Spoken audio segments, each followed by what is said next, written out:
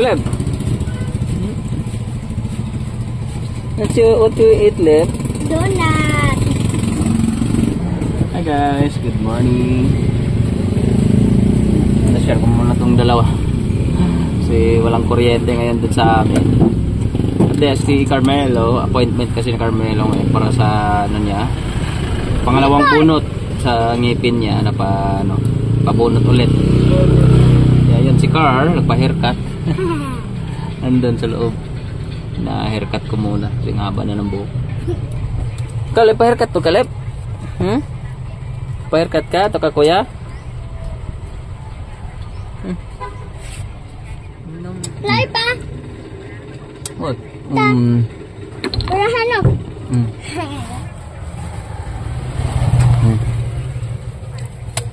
Be, tonton kuya, kayo magpa-haircut ka? Ha? Kamel, magpa-haircut ka ngayon? Ha? Okay. Pastor, eat ka itong pa-haircutan.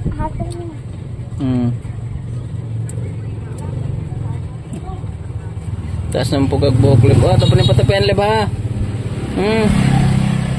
Haircut ba ta? Leb?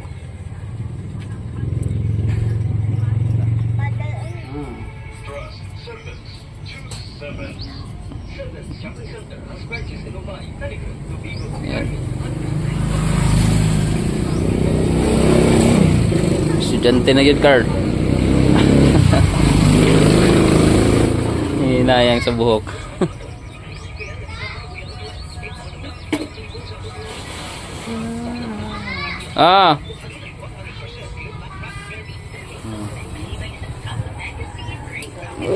Lumos.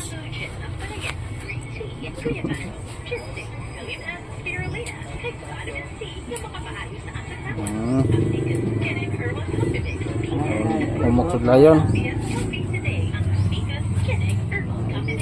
Kalipod ba ang smell? Kuwagamay. Tabon sa buhok. Ang mata.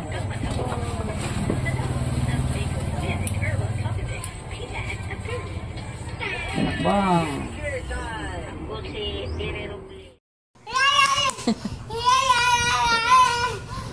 Ganun ka. What happened? Ayaw ka na, kuya. Wala away po doon. Gwapong-gwapo na si Carl. Oh, what? What is that? Yan, dito muna tayo kila Papa, guys. Saan na? What's that, Mel? Oh, nag-drawing kag house? Nice. Nice naman ang haircut ni Camille. Beautiful naman. Pinaputulan ko yung buhok niya kasi hindi marunong magsuklay. Hindi marunong ng buhok, mag-ipit.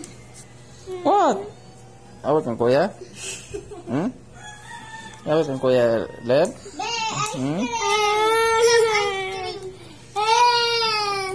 Don't cry, eh? Pa-play ate. Play ate. Nag-play si ate, oh. Nag-drawing, oh. Sama ka mo naman na siya mo bless.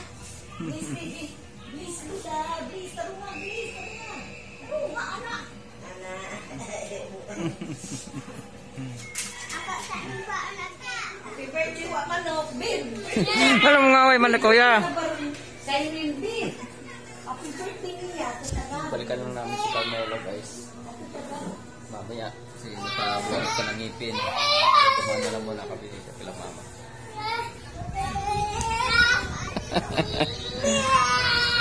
Kulit-kulit ni Caleb. Kulit-kulit mo, Caleb, ngayon. What happened? Niinis niya yung kuya niya. Ano mo na, eh? Nanggigigil. Nanggigigil.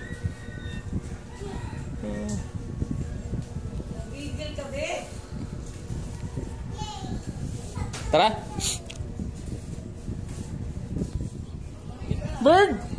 Look. Hello, baby bird. Hindi ka malok, baby bird.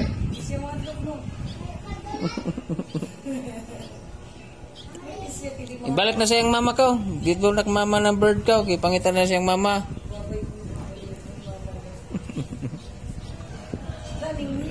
Give na ng kuya. Iali na ng kuya siyang mama. Na, tinan na ibalik dyan. Hoy, uli ng kuya.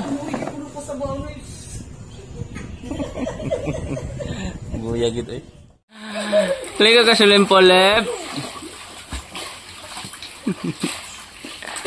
Lakas ng ulan kanina guys. Naabutan kami ng ulan pag uwi kanina.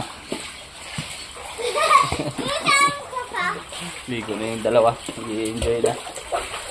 Salamat Ate Yoli sa binigay mong swimming pool. Mini swimming pool. Saya ng kalog.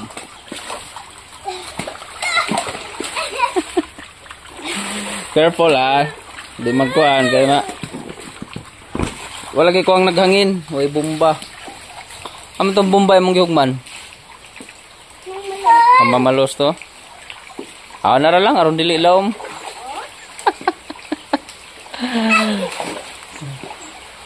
Yung palayan doon guys, nagmistulang nagmistulang lawa na doon. Grabe yung tubig, ang dami. Maligo ka, Card? Ha? Hindi ka maligo? Maligo ka? Ligo na. Hindi, kita na ako sa kape. Gwapong yung gupit ni Kuya Card. Pag-ilisog sinin na kay basa. Noon manong ka eh. Kamel din pagupit. Dito na Mel.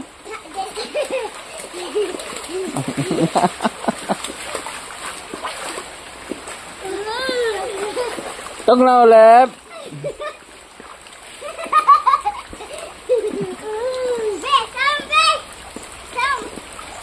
Ayaw.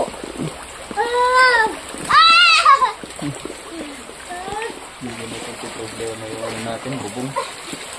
Kaya pala basa yung doon. Yung kwarto. Gulat ako, ba't may tubig? Saan dumaan yung tubig? Ang siniyon ko dito. Yun. Laking problema. Na yung yero. Kumbaga kinalawang. Kaya yung pinagpakuan, nabutas. Yun lakas pa naman ng tubig. Ano pa dito? Ano yan? Yan. Karoon na ng tulo yung dito guys. Pinalawang yung yung natin. Yero. Ha? Nabuslot. Mayroon na lang yun. Pag uminit mamaya, yakin ko na yun. Lagyan na ang butas. Hindi lumaki yung problema. Careful Tok na Mel? Hindi daw. Hindi mag-giat. Careful lang maligo. Hindi magsingkuhan. Ayaw! Kaleb no! Sam, Leb, Sam. Caleb. Caleb. Look, Ate Caleb. Basa na yung ulo mo kay mabasa. Ayaw nandunggan. Ang ulo lang. Di ka ba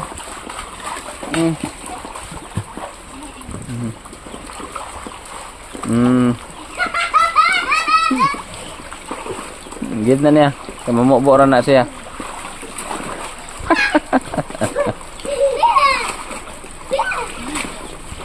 Ay. Careful.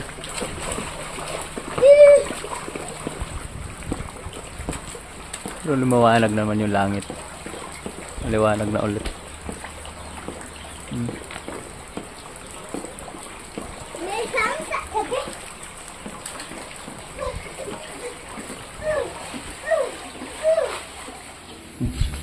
Puntaan na muna natin yung mga alaga natin guys.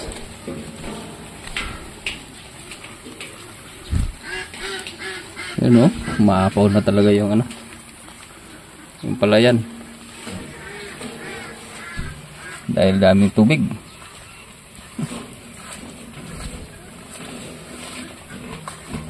Wala na naman yung dalawang pabo. Wala akong payo. Sira yung payong dun. Ay.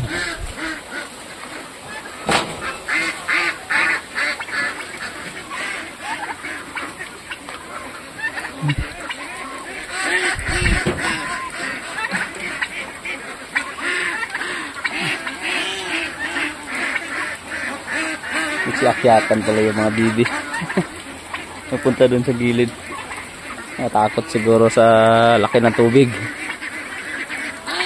Ano?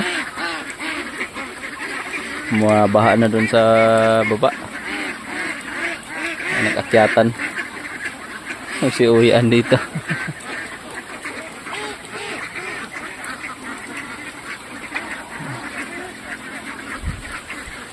Ay, na problema ako dito sa ano natin guys, Milky Bit. Kasi kaninang umaga pa yung brown out. At lungkot yung ano natin dito. Yung mga itlog. Walang kuryente. Kaninang umaga pa. Kaya yun. Brado, sisira tong mga to. Dami pa naman nito. Yung isang patong ng itlog, nilipat ko sa mga manok.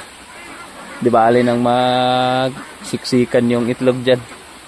So ang importante lang, mainitan. Hindi masira. Pero pag bumalik naman yung kuryente mamaya, tatanggalin ko ulit yung mga pinalimlim ko muna saglit. Para ibalik dito sa incubator natin. Inuna ko yung mga naunang in-incubate natin.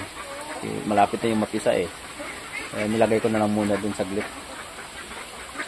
Yung araw na ang paganito. Buti yun, nung mga nagdaang araw, kalahating araw lang. Medyo okay pa yun. Ngayon, buong araw talaga. Malala 5 hanggang alas 5 din ng hapon. So, may tendency madadamage yung ano natin. Yung mga pina-incubate. Nilagay ko sa baterya eh, yung baterya ng motor. Hindi nag-work. Hindi masyado. Ano lang, blower lang ang umaandar. Yung heater niya, hindi kayang pa initin ng baterya ng motor. Yeah. No choice. Mag-antay ng kuryente. Hinayang, nasayang din. Nakakapanghinayang. Di ba? Ilang araw na yung na-incubate malapit ng mapisa. Tapos, dito lang. Antay ng kuryente. Ganun lang mangyayari. Masisira. Sayang yung pagod, yung pag-aantay natin mapisa sana lahat. May tendency hindi na yung mapipisa lahat. Kung may mabubuhay pa man nun, swerte. Kung wala, ganun talaga. Ulit na lang ulit sa susunod. Daming tubig. Thank you Lord sa ulan. Biglaan yung ulan eh. Kanina, init-init din sa lungsod. Diba? Yung pagpunta namin kanina doon, mainit. Tapos nung pag-uwi namin, sinulubong na kami ng ulan. Nang pagdating sa bahay, ganun din. Umuwi yung ulan. Pero saglit lang naman. Siguro mga 1 oras o 2 oras na ba yung ulan. Malakas. Bibili pa sana ako ng feeds. Ubos na naman yung feeds ko. Kunti nyo yung natira. Hindi na kasi dumaan ng feeds. May talaga mga bata. Nagbigat sa tricycle. Babalik na ako mamaya pag umupa yung ulan. Lumabas naman si Haring araw. Baka iinit na ito mamaya. Kaya na natin mawala yung ambon ng ulan para hindi tayo mababasa. Baka hindi rin mababasa yung mga bibili natin feeds. Hanap na muna kayo ng pagkain dyan para Para hindi magutom.